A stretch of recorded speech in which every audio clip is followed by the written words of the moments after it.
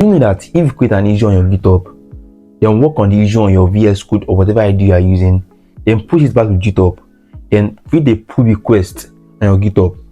So after you created a pull request, then merge it to your main branch. That cycle that I just did now, that I just mentioned now, if you were able to do it for a day, you've had just six contribution for that day. Now if you can repeat it like 5 times in a day, you've have 30 contribution for that day. I hope you understand me. So this is how I get to know about GitLogic. I told you guys I was building a skill learning tracker at the beginning of this year. So while working on documentation, for me to work on documentation and figure it out on my ID, I was making some mistakes.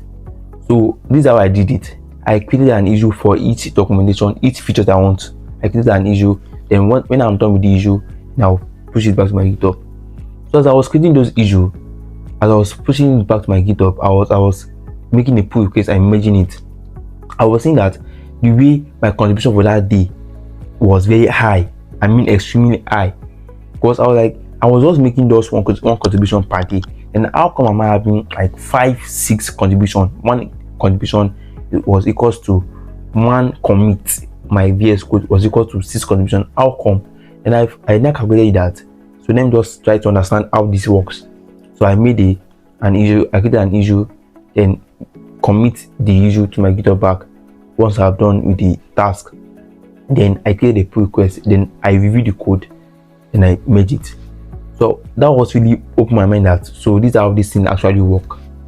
So and that is one of the things that opened my mind, because I don't know how to write documentation before. I don't know how this thing worked before.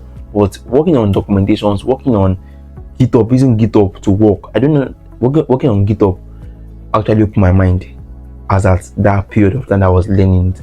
And the tool that I used to learn all this thing was the AI learning features. Understand me? The AI learning features actually really helped me. So for more videos on my project I'm building, follow and subscribe. Thank you.